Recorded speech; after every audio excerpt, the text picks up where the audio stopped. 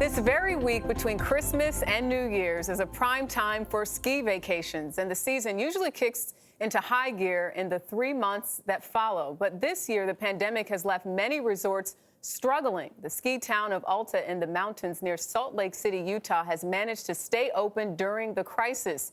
Anna Werner looked at some of the measures they're taking to keep skiers safe.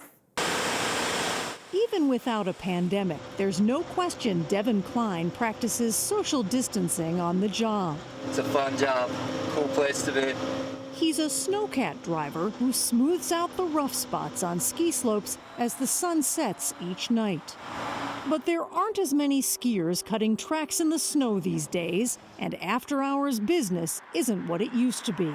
Skiing is open, but restricted at all 10 of Utah's world-class resorts.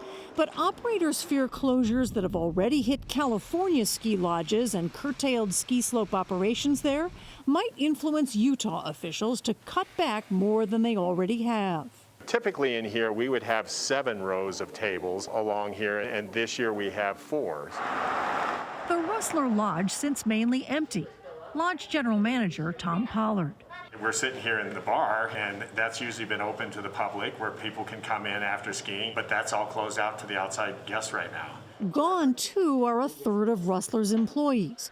Nearby in Park City, with the county's ski-centered economy, the unemployment rate is above 20%. Yet the adventurous are pushing back and doing what it takes for the love of skiing. I was splitboarding today, so I guess sticking to the backcountry more. To get there, he has to get past Buffy Sarubi. Can you pull up your mask for me? A 5-year chairlift foreman whose duties expanded this year to include coronavirus protection. We're making sure that everyone's boarding with their masks on. You know, we have multiple signs everywhere, so no one has an excuse. We've proven, and I think we've seen nationwide, that being outside on a chairlift in the wind and outdoors is about as safe as you can get. Nathan Rafferty, president of the Ski Utah Association, lived through 1 season of closures already. We first met him last spring, shortly after Utah's ski season abruptly shut down. Back then, he was helping to collect goggles for doctors and nurses at a time when eye protections were in short supply. Now he's helping to enforce strict measures to make sure the U.S. ski industry doesn't suffer a $2 billion loss like last year. They're all operating here in Utah today under stricter protocols than even our state government has mandated. But the slopes here any other year would be full. Tom Pollard says many of his regular customers just aren't coming. There's a little bit of sadness in your heart when somebody decided that this is not the season that they're going to come to Alta. Copy that, thank you.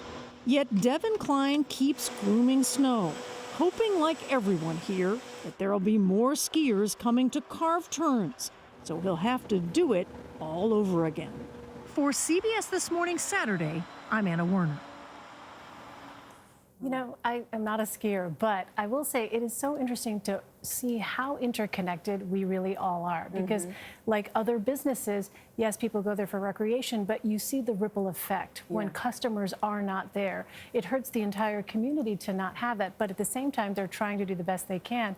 That woman who is essentially the bouncer at the lift telling people to put their masks on, it is interesting to see how people are trying to innovate and make do even giving these challenging times. And what's so interesting and important, too, is even outside, because I think you get this sort of false sense of security. I'm not in an enclosed space. I can just be a little free, take in the breeze. Right. But she's saying, hey, that mask needs to be up. And then social distancing with those tables. Taking precautions, taking precautions.